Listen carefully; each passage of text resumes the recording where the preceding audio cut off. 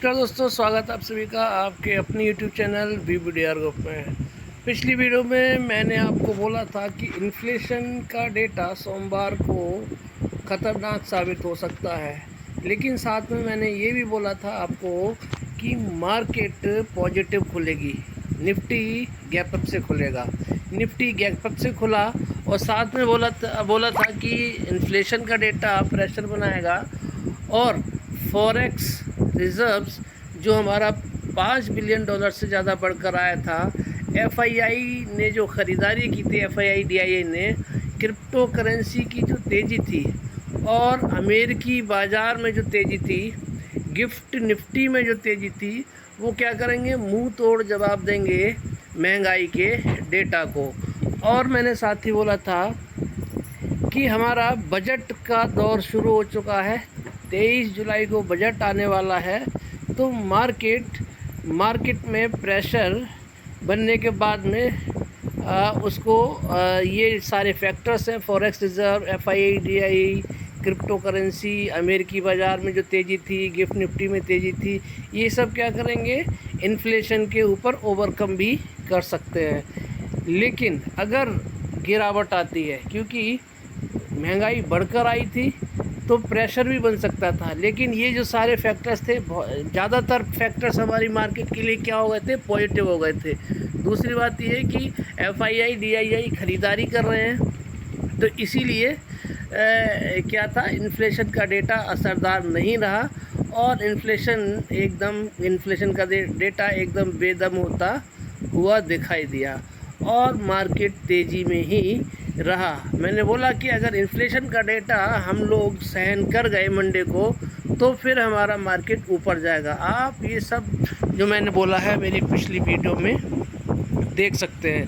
तो अच्छा दिन रहा आज का, निफ्टी ग्रीनरी में बंद रहा, तेज़ी में बंद रहा और इन्फ्लेशन का डेटा आज असर नहीं कर पाया, ये अच्छी बात रही।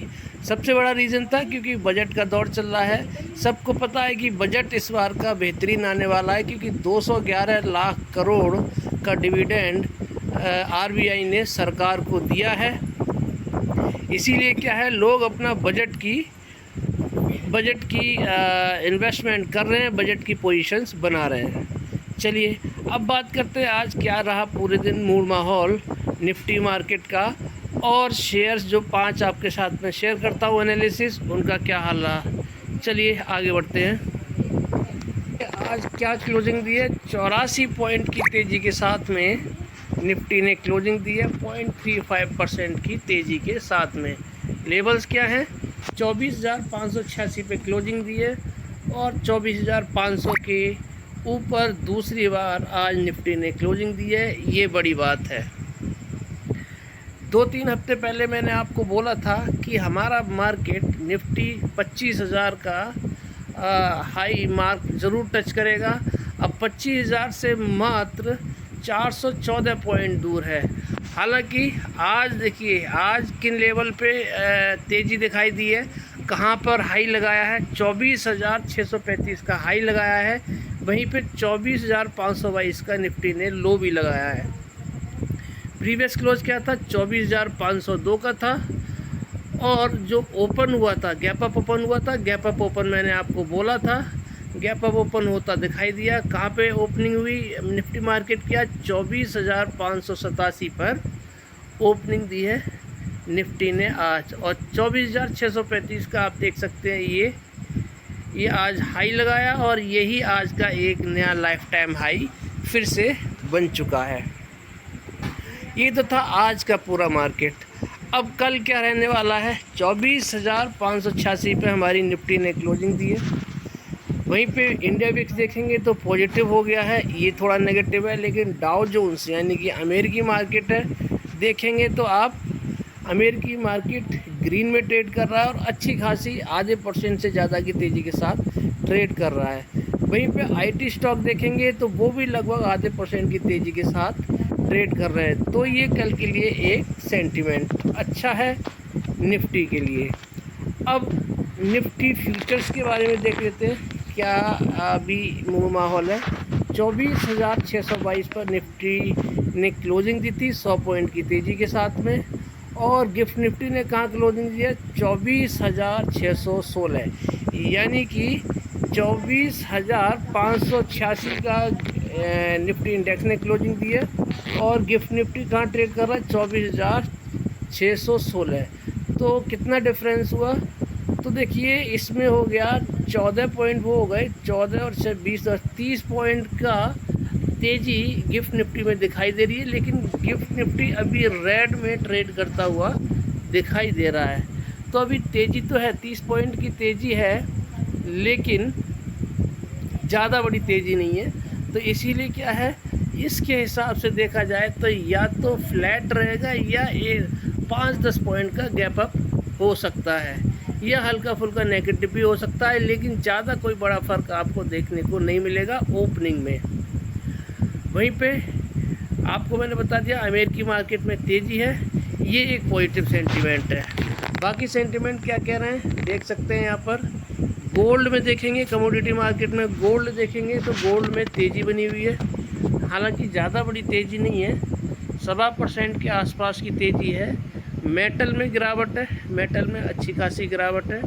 क्रूड ऑयल देखिए, ये क्रूड ऑयल जो हम बाहर से ख़रीदते हैं, इसमें देखेंगे तो यहाँ पे खुशखबरी देखने को मिल रही है कि 80 के आसपास में क्रूड ऑयल दिखाई दे रहा है। वहीं पे 85 के नीचे ब्रेंट ऑयल और 4% से ज़्यादा की गिरावट मिल रही है नेचुरल गैस में।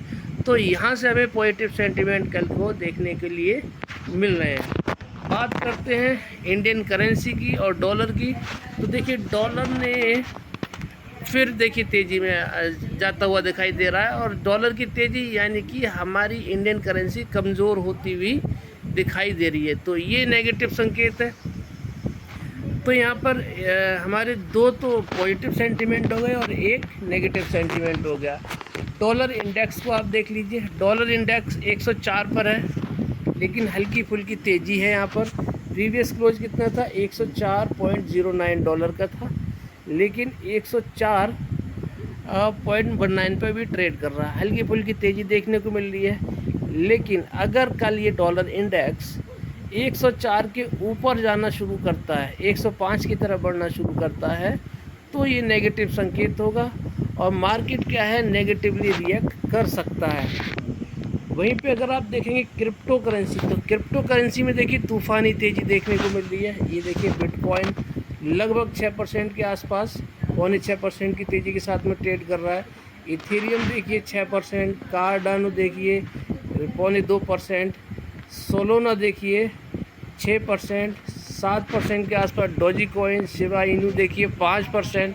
तो लगभग सभी क्रिप्टो करेंसी में आप देखेंगे तो बड़ी तेज़ी यहाँ पर देखने को, इवन 9% की भी तेज़ी आपको यहाँ पर देखने को मिल रही है। तो यहाँ से भी हमें पॉजिटिव संकेत मिल रहे हैं। अब बॉन्ड डील की बात करते हैं। बॉन्ड डील में देखेंगे तो अमेरिका का 10 ईयर बॉन्ड डील देख लीजिए आप, यहाँ पर एक तेज़ी दिखाई दे रही है, नेगेटिव संकेत है। और 30 ईयर बॉन्ड डील देखिए तो क्या है, यहाँ पर भी तेज़ी दिखाई दे रही है 1% से ऊपर की, लेकिन 2 ईयर बॉन्ड डील में हल्की फुल्की गिरावट है। बॉन्ड डील में देखेंगे तो हल्की फुल्की गिरावट देखने को मिल रही है। तो यहाँ से तो देखिए नेगेटिव सेंटीमेंट मिल रहा है। तो ये साफ इशारा कर रहा है कि सेल ऑन राइज की स्ट्रेटजी कल के दिन कारगर हो सकती है। इंडियन बॉन्ड डील में देखेंगे तो कोई तेज़ी नहीं है, लेकिन रेड में बंद हुआ है, फ्लैट में बंद हुआ है। अब बात करते हैं FII DII की डेटा की। तो DII को देख सकते हैं आप, यहाँ 15,033 करोड़ की इन्होंने ख़रीदारी की है, 15,364 करोड़ की इन्होंने बिकवाली की है। तो आप देख लीजिए 331 करोड़ की बिकवाली करके गए हैं। नेट इनका टोटल निकल कर 331 करोड़ की बिकवाली देखने को मिल रही है यहाँ पर। अब बात करते हैं FII की। 14,857 करोड़ की इन्होंने ख़रीदारी की है, 12,172 की इन्होंने बिकवाली की है। नेट इनका निकल के आ रहा है 2,684 करोड़ की ख़रीदारी करके गए हैं। अब FII DII का दोनों का नेट निकालते हैं तो इनका निकल के आ रहा है 2,300 करोड़ की ख़रीदारी, यानी कि पिछले 2 ट्रेडिंग सेशन से आप देखेंगे तो FII क्या कर रहे हैं, खरीदारी कर रहे हैं, और DII हल्के थोड़ा सा 2 ट्रेडिंग सेशन से हल्के हो रहे हैं। तो यहाँ पर देखने को मिल रहा है कि FII थोड़ी थोड़ी अपनी पोजीशंस को बढ़ा रहे हैं, शायद बजट का एक्यूमुलेशन वो कर रहे हैं। लेकिन दोनों की स्ट्रेटजी मैं देख रहा हूँ पिछले बहुत सारे ट्रेडिंग सेशन से कि क्या करते हैं, पहले ख़रीदारी करते हैं, फिर साथ में बिकवाली भी करते हैं, यानी ख़रीदारी के साथ साथ में अपना प्रॉफिट भी वो कर रहे हैं। वही सेम स्ट्रेटजी हम लोगों को अपनानी है। तो यहाँ से हमें पॉजिटिव संकेत हैं। अब ये तो हो गए सारे क्या ओवरऑल एनालिसिस। अब कल का क्या निकल के आ रहा है कि कल क्या हो सकता है मार्केट में।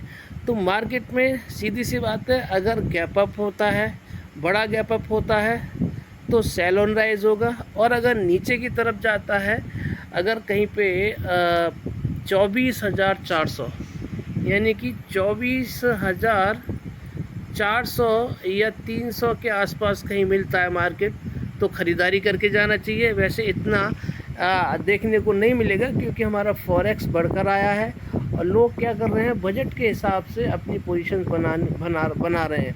तो हो सकता है कि कल भी मार्केट तेज़ी करता हुआ दिखाई दे, लेकिन कहीं पे भी अगर गिरावट होती है तो वो एक मौका रहेगा। तो ये है ओवरऑल एनालिसिस।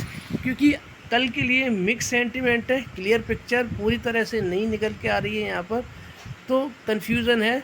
लेकिन मार्केट अगर गिरती है तो ख़रीदारी करिए, बाय ऑन डिप्स करिए और सेल ऑन राइज करिए।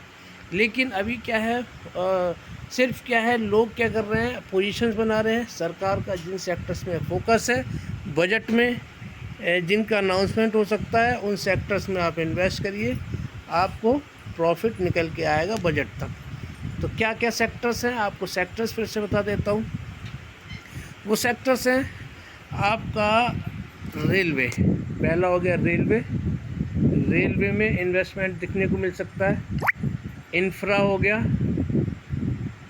आपका एनर्जी सेक्टर हो गया, एनर्जी सेक्टर में ख़रीदारी कर सकते हैं। डिफेंस सेक्टर हो गया, चौथा सेक्टर हो गया डिफेंस या फिर स्पेस सेक्टर। ये 4-5 सेक्टर्स हैं जिनमें सरकार अपना क्या करेगी, अनाउंसमेंट करेगी, जिसकी वजह से क्या है, इन सेक्टर्स में तेज़ी आने की पूरी संभावना है।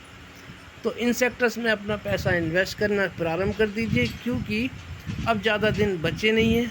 आज 15 तारीख ऑलरेडी हो चुकी है, 1 हफ़्ता बचा हुआ है पूरा बजट अनाउंस होने में। तो अब ज़्यादा देरी करने की ज़रूरत नहीं है, अच्छे स्टॉक्स में इन्वेस्ट करके बैठ जाइए 40-60 वाले फार्मूले से। यानी कि जितना भी आपके पास से फंड है उसका 40% इन्वेस्ट कर दीजिए और 60% बचा के रखिए।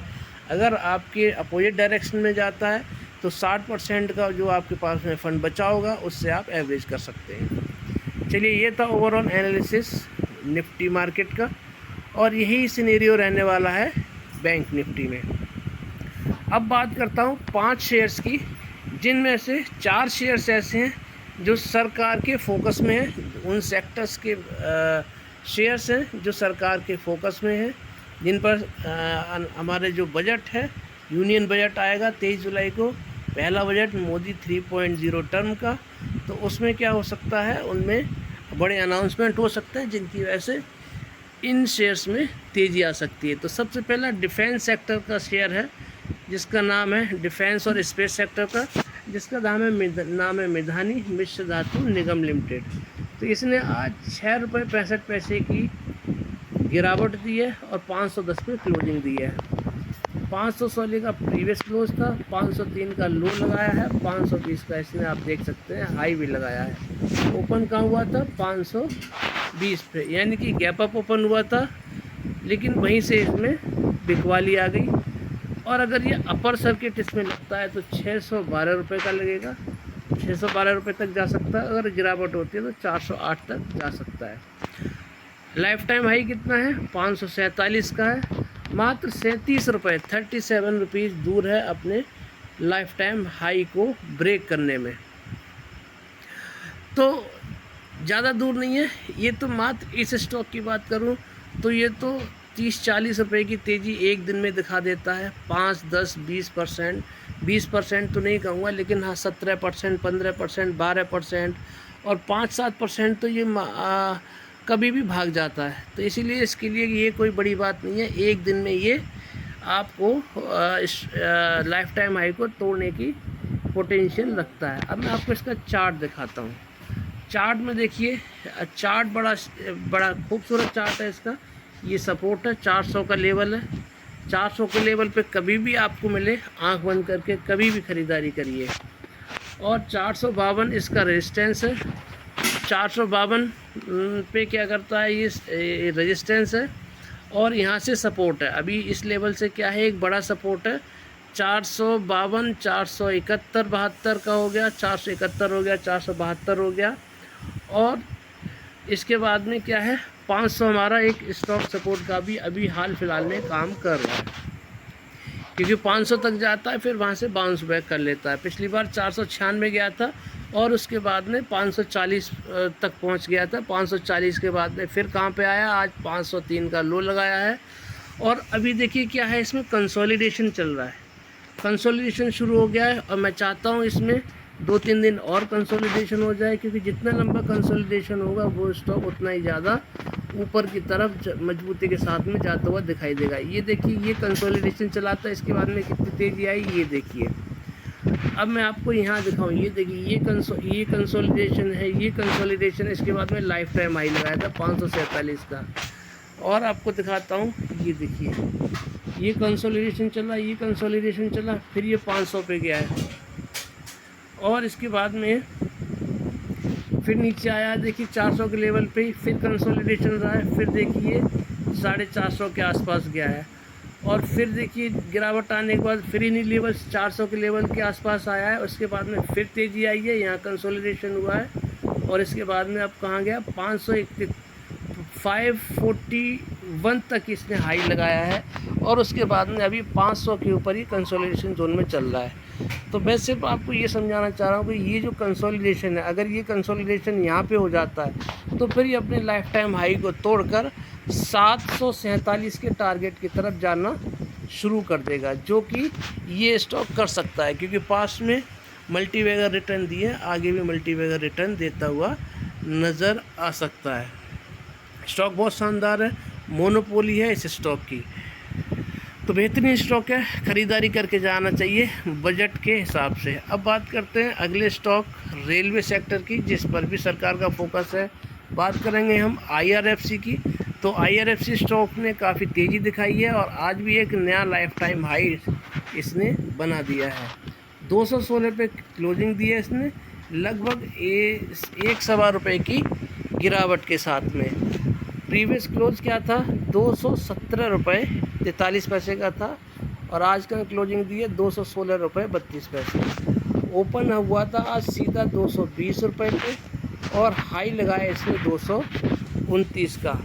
तो एक नया लाइफ टाइम हाई लगाया। पिछली ट्रेडिंग सेशन में इसने 224 रुपये 40 पैसे का हाई लगाया था लाइफ टाइम हाई, और ये क्या हर ट्रेडिंग सेशन में ऊपर जाने की कोशिश कर रहा है। और अभी जो मैं देख रहा हूँ तो पिछले 2-3 ट्रेडिंग सेशन से क्या कर रहा है, 210 के ऊपर ये सस्टेन करने की कोशिश कर रहा है, यानी कि कंसोलिडेशन जोन में ये चलता हुआ दिखाई दे रहा है। तो कंसोलिडेट कर ले 1-2 दिन, उसके बाद में क्या होगा, फिर एक आपको नई तेज़ी दिखाई देगी। टारगेट में इसके बता चुका हूँ आपको कितना, 200-250 रुपये के इसके टारगेट मैंने पहले ही बता दिया, आप मेरी प्रीवियस वीडियोस जाके देख लीजिए। तो 229 तक तो आज ये जा चुका है। तो 229 के बाद में कितना बच रहा है इसमें, 21 रुपये बचे हुए हैं अपना टारगेट हिट करने में। तो लेकिन ये स्टॉक उतना नहीं भागा जितना बाकी के रेलवे के स्टॉक्स भागे हुए हैं। तो अब मैं आपको इसका लाइफ टाइम हाई आज का ये 229 का, अब मैं इसका चार्ट दिखाता हूँ आपको। ये देखिए चार्ट क्या शानदार चार्ट है, ये देखिए higher high higher low, higher high higher low, higher high higher low. यहाँ कंसोलिडेशन चला था 170 से लेके 180 के बीच में। मैंने आपको बोला था कि यहाँ से भागेगा, रॉकेट बनेगा। वही हुआ, जिन्होंने ख़रीदा होगा वो आज अच्छे खासे प्रॉफिट में बैठे होंगे। अब आप यहाँ पे क्लियरली देख सकते हैं कि ये अभी क्या है, ऊपर के लेवल पे सस्टेन कर रहा है, हाई बना रहा है डेली, हर दूसरे तीसरे दिन में हाई बना रहा है। तो कोई भी स्टॉक अगर हाई बनाता है आपका, तो फिर उस स्टॉक में बने रहना चाहिए। क्योंकि वो अपने लेवल्स तोड़ रहा है ऊपर की तरफ। तो जितना जल्दी हो जितना ज़्यादा कंसोलिडेशन कर जाएगा उतनी ही तेज़ी आपको इस स्टॉक में दिखाई देगी।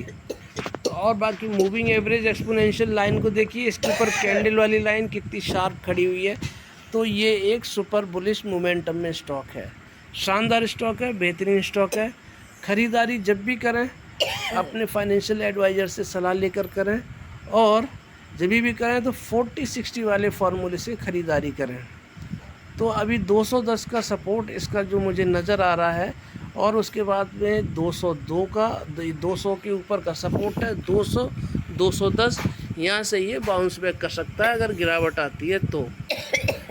इसका जो रेजिस्टेंस है, सबसे पहला रेजिस्टेंस 224 का ही है, 224 जो इसने पिछली बार हाई लगाया था।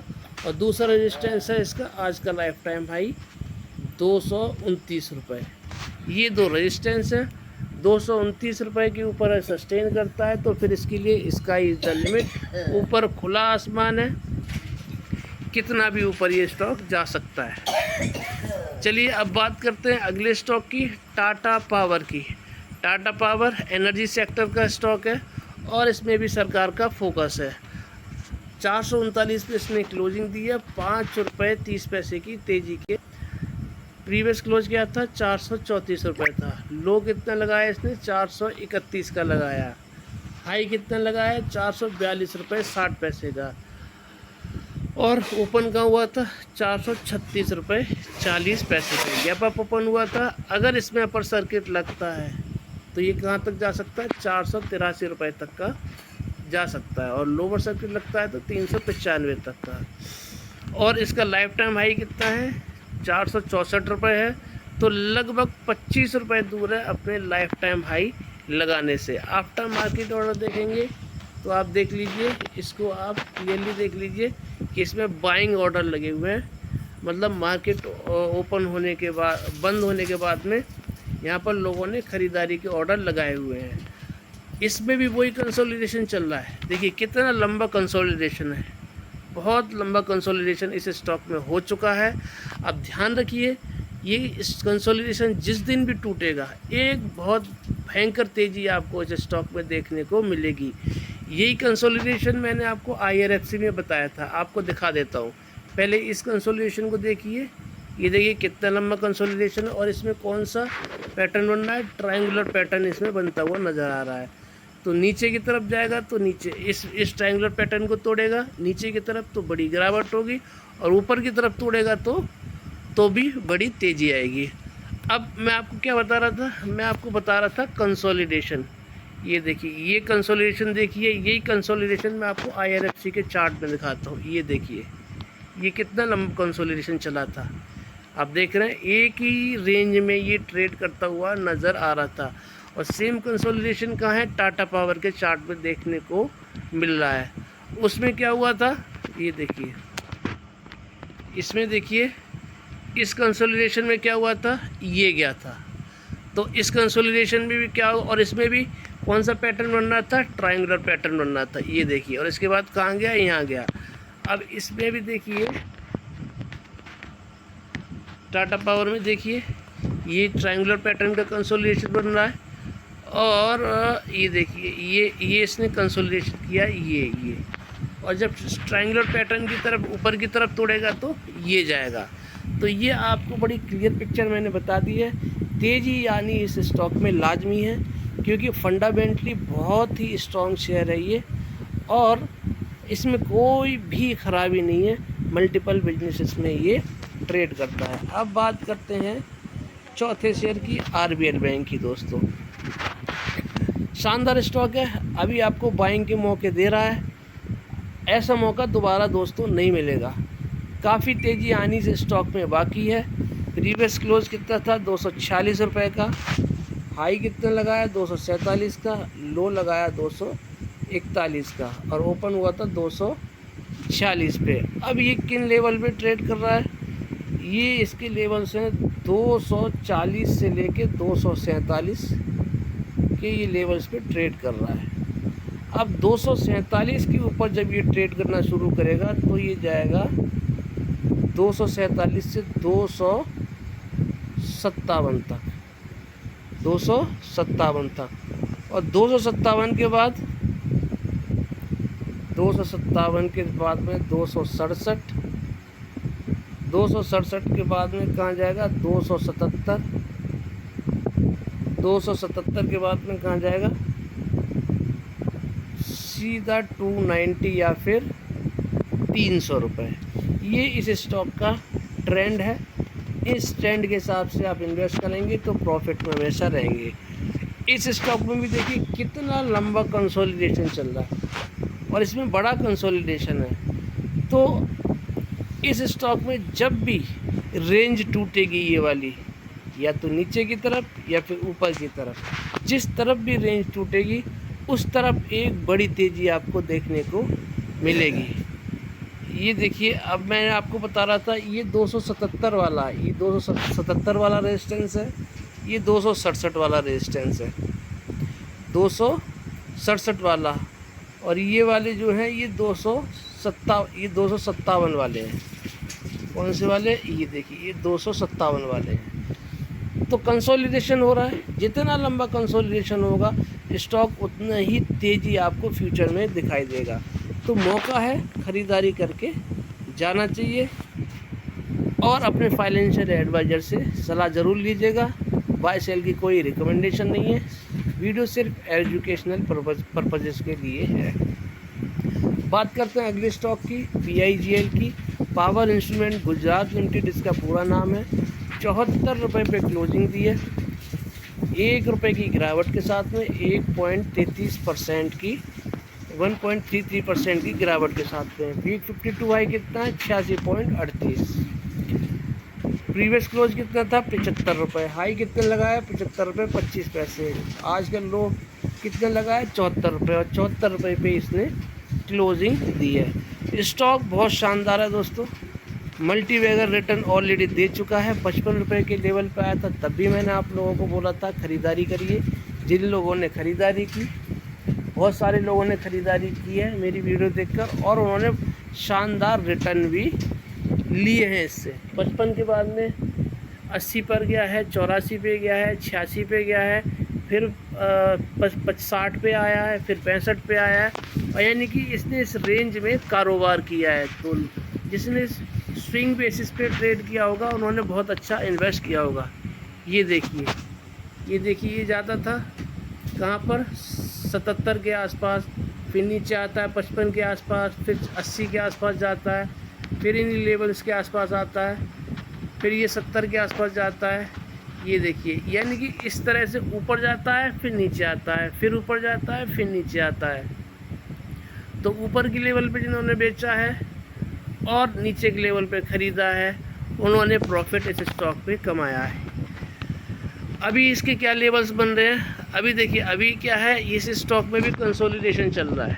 देखिए, एक जो कंसोलिडेशन की बात कर रहा था, हर मेरे जितने भी स्टॉक है उसमें कंसोलिडेशन हुआ है, और कंसोलिडेशन के बाद में एक बड़ी तेज़ी आई है। तो यहाँ पे देखिए ये कंसोलिडेशन चल रहा है। तो कंसोलिडेशन किस लेवल पे चल रहा है, ये कंसोलिडेशन का लेवल है 71 से लेके 77। इन लेवल्स के बीच में ये आपको ये स्टॉक घूमता हुआ दिखाई दे रहा है। पहले का कंसोलिडेट करता था ये 60 रुपये के आसपास करता था, अब 71 से 77 के बीच में कंसोलिडेट कर रहा है। तो अब अगर ये स्टॉक 77 के ऊपर सस्टेन करता है तो फिर से आपको इसमें तेज़ी देखने को मिलेगी। और अगले लेवल्स क्या रहेंगे इसके, 86 के रहेंगे। 86 के ऊपर ट्रेड करता है तो आपका 93, और जिस दिन भी 93 के ऊपर ये स्टॉक सस्टेन कर जाएगा तो 93 के बाद में इसके टारगेट खुल जाएंगे 150 रुपये के, और ये टारगेट हिट होने हैं दोस्तों, ये टारगेट हिट होने हैं। तो इसीलिए जो मैंने लेवल्स बताए हैं उन पर ध्यान दीजिएगा और उसी के हिसाब से ट्रेड करिएगा। अगर मेरे कहने पे ट्रेड करते हैं तो 40-60 वाला फार्मूला ज़रूर अप्लाई कीजिएगा। ये था मेरा आज का एनालिसिस। वीडियो अच्छी लगी हो तो लाइक शेयर सब्सक्राइब करना बिल्कुल मत भूलिएगा। आप सभी का दिन शुभ रहे। राधे राधे, जय श्री राम, जय श्री श्याम। बहुत बहुत धन्यवाद आपका।